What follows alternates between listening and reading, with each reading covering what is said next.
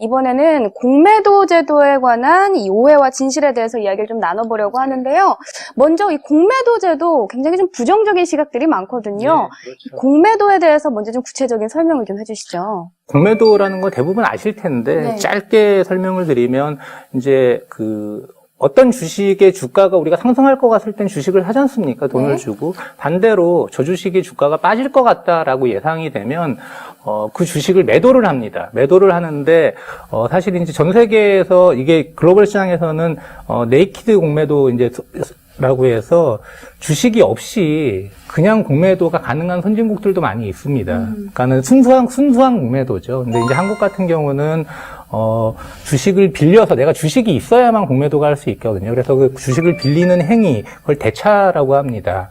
주식을 빌려서 그 주식을 이제 매도를 하는 거죠. 예를 들어 10,000원에 내가 공매도를 했다. 근데 주가가 8,000원까지 빠졌다 그러면 8,000원에 동일한 수량을 사서 빌린 사람한테 갚으면은 2,000원만큼의 차액이 나는 거죠. 이게 이제 공매도, 한국에서 지금 시행되고 있는 이제 공매도 제도인데, 어떤 기업의 악재가 나타났을 때, 기관들도 있지만 특히 외국인들이 공매도를 많이 활용을 하죠. 예, 공매도 공격을 통해서 주가의 하락을 부추기는, 그러다 보니까 개인 투자가들이 이제 어떻게 보면 손실이 더 커지는 이런 부작용이 있다 보니까 최근에 공매도 공시제도라는 것들을 이제 도입을 하게 됐습니다. 그래서 과연 이 효과가 이제 어느 정도 그 시장에 줄지는 좀 봐야 되겠지만 공매도에 대한 부정적인 시각이 많은 것은 있는데 또 이제 얘기를 좀 해봐야 되겠지만 공매도 자체가 그렇게 반드시 나쁜 것만은 아니거든요. 그래서 일단 공매도는 이런 것이다라고 간단히 정리를 해드리고, 사실 이제 개인과 기관 외국인들의 투자 자료는 굉장히 다릅니다. 예, 일단 절대적인 자금 규모가 크다 보니까 포트폴리오 관리를 해야 돼요. 예, 개인은 그냥 몇 천만 원, 몇 억 정도를 개별 종목에 투자할 수 있지만 기관이나 외국인들 같은 경우에는 개별 종목에 몇백억, 몇천억을 투자를 할 수도 있거든요. 그렇죠. 예, 그러면은 그 포트폴리오 매니저 입장에서는 예를 들어서 이 종목이 내가 한 100억 정도를 들고 있는데 빠질 것 같아요. 그러면 개인처럼 다 팔 수가 없어요. 그렇죠. 시장 충격이 오니까. 예, 시장 마켓 쇼크가 오니까. 예, 그렇기 때문에 일정 부분은 공매도를 통해서 해지를 하거나 선물 거래를 통해서 해지를 하게 됩니다.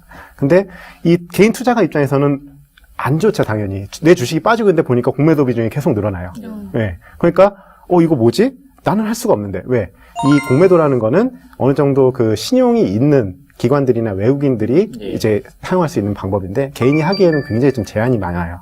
지금 개인 투자가들도 사실은 이제 증권사를 통해서 대차를 하고 공매도할 수 있는 제도가 열리긴 해 있지만 이게 그렇게 많이 활성화되어 있지는 지금 못하는 상황이죠. 예, 실제로 이제 개인들은 대주거래를 해야 되는데 좀 용어가 좀 어려워지는데 하기에는 굉장히 좀 자금력도 좀 어느 정도 제한되어 있고요. 그 요건이 굉장히 까다롭습니다. 그러다 보니까 이제 개인과 기관 외국인들 사이에 이게 불공정한 게임이다라는 얘기들이 계속 나오는 것 같고 이제 이 공매도 공시제도가 나오게 된 것 같은데 사실 근데 이번 공매도 공시제도를 보면은 딱 처음 하고서 첫 공시가 나왔을 때 좀 이게 뭐지? 이게 뭐지? 좀 설명을 좀 해주시죠. 왜 그런 결과가 나오게 된 건지. 일단은 국내 기관들 같은 경우에는 포지션이 잘 나타나지가 않아요. 왜냐하면은 워낙 이게 자산 운용사별로 공시가 됩니다. 그 펀드별로 공시가 되는 게 아니라 이 자산 운용사에서 전체 갖고 있는 물량의 포지션이 마이너스 0.5%가 넘어가게 되면은 공시를 하게 돼 있는데 그 대형 운용사들 같은 경우에는 워낙 그 종목마다 갖고 있는 수량이 많기 때문에 설사 거기서 공매도를 하더라도 그 포지션 전체로 봤을 때는 공시할 만한 수준까지는 안 되는. 그래서 이제 주로 보면은 아마 외국인들이 많이 그 포지션이 나와 있는데 그 외국인들 보면은 아무래도 이제 운용하는 규모가 국내 기관들보다는 작기 때문에 이제 숏 포지션을 갈 때는 이제 공시를 하는 경우가 많고요. 실제로 이제 증권사에서 그 공매도를 했다고 나오는 경우도 있어요. 그래서 야, 이 증권사 거래하지 마! 라고, 그런 것도 있는데, 그거에 대한 이제 오해를 하나 제가 풀어드리자면은, 그 증권사가 이렇게 공매도를 하는 것보다는 외국인들이 그 증권사 창구를 통해서 공매도를 하는 경우가 더 많습니다.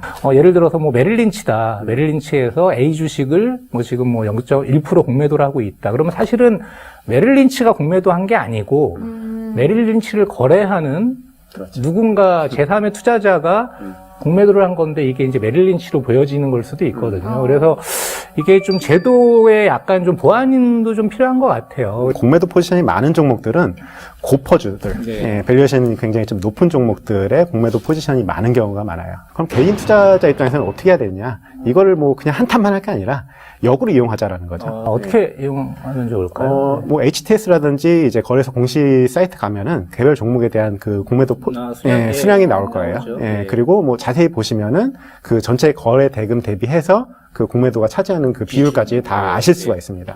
그러면 내 종목을 갖고 있는데 공매도 비중이 늘어나고 있다? 의심을 해봐야 되는 일단 거죠. 리스크 관리를 좀 해야 돼. 도대체 쟤네들은 왜 저거를 그렇죠. 공매도를 칠까라는 생각을 해봐야 된다는 거죠. 물론 그 공매도가 맞을지 틀릴지는 아무도 알 수가 없는데 아무래도 정보력 면에 있어서는 기관이나 외국인들이 더 빠를 수밖에 없고요. 그러면은 투자자 입장에서는 계속 의심을 해보셔야죠. 내 종목을 사랑하시면 안 돼요. 이제 안 봤습니다. 내 종목의 사랑에 빠지시면 안 되고요. 그러니까 객관성을 가져야 된다는 뜻인가요? 그렇죠. 좀 종목 투자를 하실 때는 어떻게 보면은 좀 나쁜 남자가 되셔야 돼요. 매력적인데요? 예. 이게 왜냐하면 이 특정 종목하고 우리가 사랑에 빠진다는 게 아마 이게 주식을 안 해보셔서 잘 모르시겠지만 네. 많은 투자가분들이 공감하실 거예요. 네. 분명한 악재인데도 이걸로 이제 마지막일 거야. 그러니까 이런 어떻게 보면 이게 사랑에 빠지면 지금 혹시 연애 중이신가요? 아니요. 남자친구 없으세요? 슬픈 질문이네요. 첫사랑의 경험은 있으시죠? 아, 그렇죠. 그러니까 누가 이렇게 신의원님께서도 분명히 지금은 뭐 기혼이시지만 첫사랑의 경험이 있으실 텐데 이게 사랑에 빠지면 뭔 짓을 해도 이뻐 보이지 않습니까? 사실 뭐 개인 투자가들이 정보력 면에서 불리하다라고 이야기를 많이 하시는데 어떻게 보면 기관이나 외국인 입장에서는 그렇게 공매도 공시법이라는 게 어떻게 보면 굉장히 큰 부담일 수가 있어요. 그렇게 자기 포지션을 노출하면서까지 공매도를 한다는 거는 뭔가 그 공매도에 대한 확신이 있기 때문에 하는 거기 때문에 개인 투자가 입장에서는 이걸 잘 역으로 이용하셔서 도대체 이 종목에 무슨 문제가 있는 건지를 면밀하게 관심을 갖고 보시는 게 좋을 것 같아요. 우리가 오해야 진실이라고 했으니까 네. 약간 이제 개인 투자가분들이 요즘은 많이 아십니다만 이제 오해를 좀 하고 계신 분들 팩트를 몇 개 좀 말씀드리면 첫 번째는 공매도 투자를 하는 이제 대부분의 기관이나 외국인들 입장에서는 뭐 리스크를 안 지고 하느냐 절대 그렇지 않습니다. 일단은 공매도를 하기 위해서는 아까 말씀드렸지만 주식을 빌려야 되거든요. 주식을 빌리는데 그냥 빌리는 게 아니에요. 당연히 비용을 지불해야 됩니다. 지금 금리 정도로 하면 아마 1년에 한 3%에서 4% 정도는 종목에 따라 틀린데 이 대차 수수료, 대차 비용을 지불을 해야 돼요. 그러면 일단 공매도 치는 입장에서는 그 빌린 수수료만큼의 이익을 내야 본전인 거죠. 공매도를 한 다음에. 그렇기 때문에 공매도하는 쪽에서는 그냥 주식을 매수하는 것보다는 사실 플러스 알파의 위험을 지고 일단 배팅을 하는 거고요, 방향성에. 두 번째로 이제 우리가 공매도하고 같이 공시가 화면에 나오는 게 대차장고 아닙니까? 대차장고. 대차장고는 거의 줄어드는 케이스가 없습니다. 쭉 늘어요. 어떤 종목은 아마 깜짝 놀라실 텐데 상장 종목보다 대차 잔고수가 많은 종목이 있습니다. 이거 아마 뭐 아시는 분 거의 없을 거예요. 중복거래 이슈가. 예, 이게 왜 그러냐면 예를 들어서 신의원께서 저한테 A라는 주식 100만 주를 빌려갔습니다. 대차를 했습니다. 그러면 일단 대차 잔고가 100만 주가 잡혀요. 네? 근데 이분 신의원은 그 주식을 빌려서 바로 공매도를 하려고 그런 게 아니라 중간 브로커입니다. 빌려서 윤 아나운서님한테 수수료를 또 한 뭐 1% 정도 받고 빌려주는 거예요. 중개 역할이에요. 그러면은 자, 여기서 100만 주 대차가 일어나는데 여기서 또 100만 주 대차가 일어납니다. 근데 그럼 여기에 실질적으로 HTS에 보이는 거는 200만 주 대차로 보여요. 그러니까 이게 일종의 이 대차 잔고의 착시 효과가 있거든요. 그래서 이 투자자분들께서 보셔야 될 거는 일단 공매도 자체는 정확한 숫자가 나오니까 그걸 보시면 되는데 대차가 늘어가는 거에 대해서는 이게 이 재대차, 대제타라든지 또 해지용 대차라든지 여러 가지 대차의 목적이 있기 때문에 그 부분은 좀 감안을 하시고 대차가 증가한다라는 게 이게 반드시 100% 공매도하고 연결이 되는 건 아니구나. 이 부분은 조금 이제 이해를 하실 필요가 있을 것 같아요. 한 줄 평을 해야 되나? 네, 한 줄 평을 또 해봐야죠, 우리. 네. 또 두 분 좀 공매도 제도에 대해서 한 줄 평 좀 해주시겠어요? 개인 투자자에게 무조건 나쁜 것만은 아니다. 역으로 이용해보자. 이 정도로 정리해드릴 수 있을 것 같아요. 공매도 같은 경우는 필요악이다. 필요악이다라고 생각합니다. 그러니까 이게 없애는 것이 과연 우리 개인 투자자들을 위해서 좋은 것이냐. 공매도를 완전히 없앤다 그러면 개인 투자자들에게 이게 그러면은 회피할 것이냐. 아마 결과적으로는 그렇지 않을 겁니다. 왜냐하면 공매도가 가지고 있는 순기능도 분명히 있거든요.